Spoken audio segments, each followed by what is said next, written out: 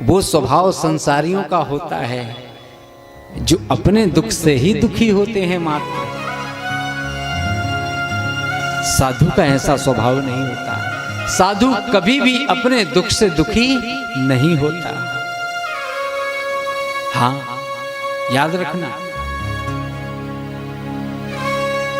सच्चा साधु कभी भी अपने दुख से दुखी नहीं होता। वो समाज के दुख को देख करके दुखी होता है और समाज को सुखी देख करके सुखी होता है। और नारद कहते हैं, बोले महाराज मैं भी तो एक साधु हूं, मैं भी तो एक साधु हूं। इसलिए मुझसे देखा नहीं गया। मैंने संसार में देखा, क्या क्या देखा कि सत्यम नास्ति तपः शौचम दयादानम न विद्यते। संसार में क्या देखा? बोले महाराज सत्य कहीं बचा ही नहीं। हाँ,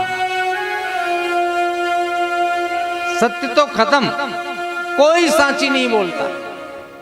समाज में झूठ का बोलबाला है। सत्यम नास्ति तपः शौचम दया दानम न विद्यते।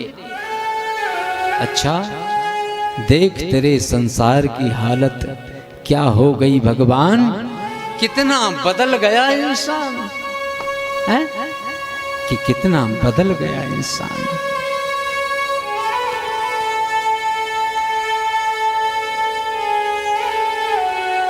कोई सच बोलता है?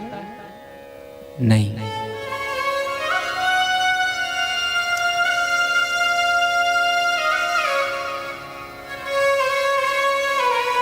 और ये सच्चाई है, ये नारद कह रहे हैं, भागवत कह रही है, मैं कह रहा हूं, ये बिल्कुल सच्चाई है।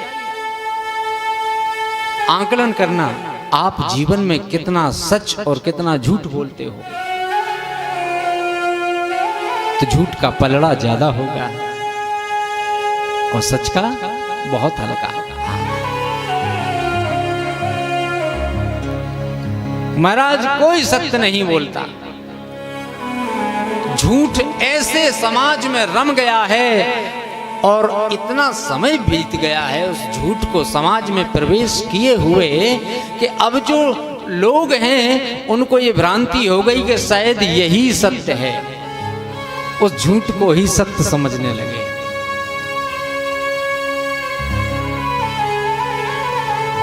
कोई किसी से सच का व्यवहार नहीं करता।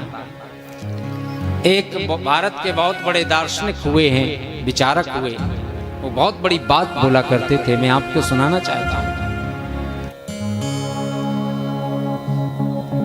इसी सत्य भाषण पर, सच बोलने पर, कि ये सच्चाई है कि हमारे जीवन में झूठ इस तरह प्रवेश कर चुका है कि हमारे जीवन की नींव ही झूठ पर है। झूठ पर ही नींव बनी हुई है। अब जब नींव में ही झूठ है, बेश में ही झूठ है, तो जीवन तो झूठ का होगा ही होगा। झूठे ही लेना, झूठे ही देना, झूठे ही भोजन, झूठ चबेना, झूठ ही झूठ।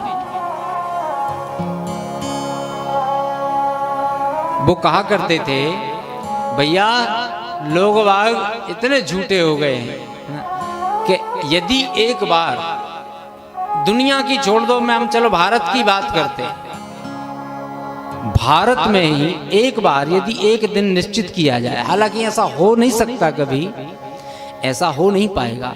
वो तो मोदी साहब थे जिन्होंने एक दिन थाली, घंटा, घड़ियाल वो सब बजवा लिए थे, और हो सकता है शायद मोदी साहब ये भी कर सकें कि यदि 24 घंटे, एक दिन ऐसा हो नहीं सकता।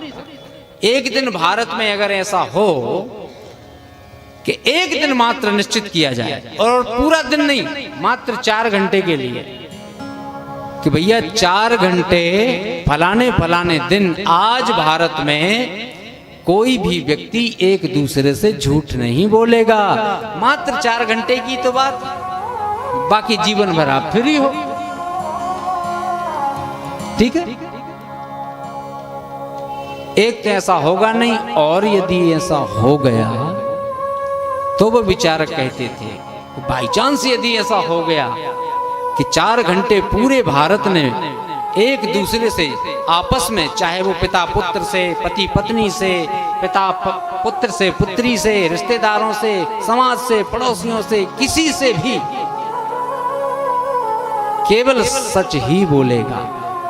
तो उन 4 घंटों में वो कहा करते थे कि ना तो कोई किसी का रिश्तेदार रह पाएगा, ना कोई किसी का दोस्त होगा, ना कोई किसी का मित्र होगा, ना कोई किसी का बेटा, ना कोई किसी का बाप, ना कोई किसी का सगा, ना कोई किसी का संबंधी।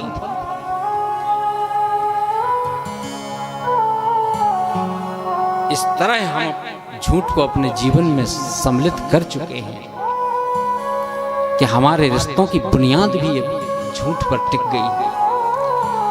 तो नारद कहते हैं, बोले महाराज, सत्यम नास्ति तपः शौचम दयादानम न विद्यते। सोच खत्म हो गया, तप खत्म हो गया, दया बची नहीं, दान भी नहीं बचे। जानते हो दान किसे कहते हैं? दान उसे कहते हैं कि दायां हाथ दे तो बाएं को भी पता न चले कि कितना दे दिया। अब आजकल तो लोग बाग दान करते हैं दिखा दिखा करके, उसका कोई महत्व नहीं होता है, उसका कोई महत्व नहीं होता। क्रियाएं लगभग सब हो रही, लेकिन उनके पीछे की मंशाएं बदल गई। अब तो आप 800 रुपए का, 1000 रुपए का पंखा भी यदि कहीं मंदिर में कहीं पर दान करता है ना कोई परिवार, तो पूरे खानदान का पंखड़ियों पर नाम लिखवा देता है। फलाने की स्मृति में, फलाने के पुत्र, फलाने के पौत्र, फलाने के सुपुत्र, एक पंखा, एक खानदान का नाम पूरी 3 पंखड़ियों में लिखा हुआ होता है। उस दान से काय के लिए दे रहा है? और वो दान कि हमारे पितृ और हम सब मुक्त हों, मोक्ष को प्राप्त हों। हो सकता है उस दान से पहले उनके पितृ कहीं अच्छी जगह हों, लेकिन जिस दिन से उन्होंने उस पंखड़ियों पर नाम लिखवाया सबका एक तरफ से, तो वैसे वो 84 के चक्कर में घूमते या नहीं घूमते किसी को क्या पता था, लेकिन तुमने उसमें पंखे में नाम लिखवा करके 84 तो ठीक है, ना जाने कितने लाख चक्कर लगवा दिए। विधियां बदल गई, मनसाएं बदल गई। सत्यम नास्ति तपः शौचम दया दानम न विद्यते।